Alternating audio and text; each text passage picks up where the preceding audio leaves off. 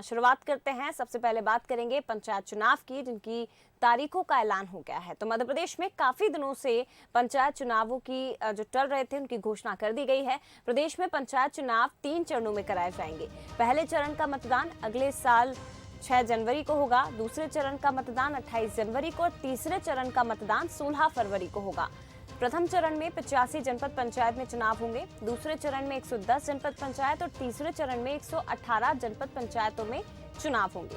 एक चरण में 9, दूसरे चरण में 7 और तीसरे चरण में 36 जिले शामिल होंगे। चुनाव में 3 करोड़ 92 लाख मतदाता अपने मताधिकार का इस्तेमाल करेंगे।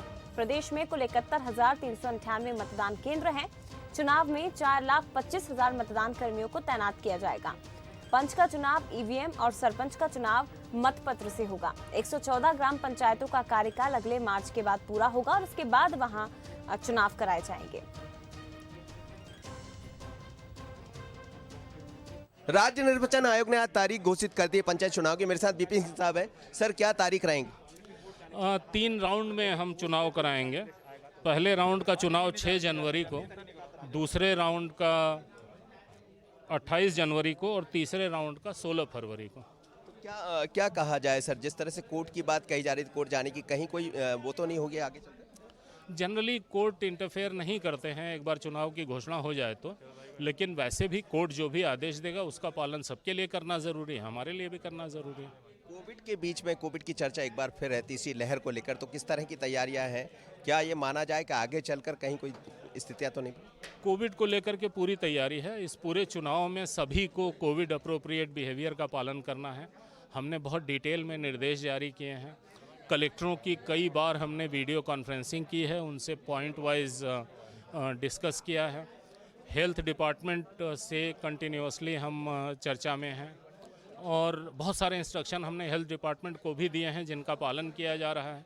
और इस पूरे चुनाव प्रक्रिया के दौरान हम लगातार ये देखते रहेंगे कि जो भी इंस्ट्रक्शंस हमने दिए हैं कोविड संबंधी, उनका अक्षरशः पालन हो रहा है। चलिए, बीपी सिंह साहब थे जो कह रहे हैं कि 3 चरणों में मतदान होंगे, लेकिन मतदान को लेकर संपूर्ण तैयारियां कर ली गई है। तैयारियों के अलावा खासकर यदि मामला कोर्ट का होता है तो बाद में जो निर्देश मिलेंगे उस पर काम होगा। भरत मंदिला के साथ मनोज सैनी, बसंत भोपाल। तो तारीखों का ऐलान हो गया है, लेकिन इसी के साथ आपको ये भी बता दें कि मतदान सुबह 7 बजे से दोपहर 3 बजे तक होगा। पंच और सरपंच को डाले गए मतों की गणना चुनाव के बाद उसी केंद्र पर होगी। ईवीएम की गणना विकासखंड केंद्र पर होगी और इस चुनाव में 55,000 ईवीएम का इस्तेमाल किया जाएगा।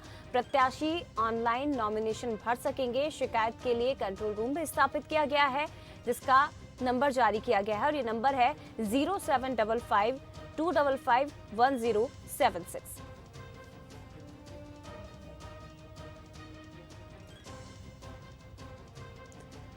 तो तारीखों के ऐलान के साथ ही अब कांग्रेस ने इस पर सवाल खड़े किए हैं। चुनाव की तारीखों के ऐलान पर सवाल खड़े करते हुए कांग्रेस प्रवक्ता जेपी धनोपिया ने ये कहा है कि आरक्षण के बिना कोई भी चुनाव, कोई भी मतदान नहीं हो सकता।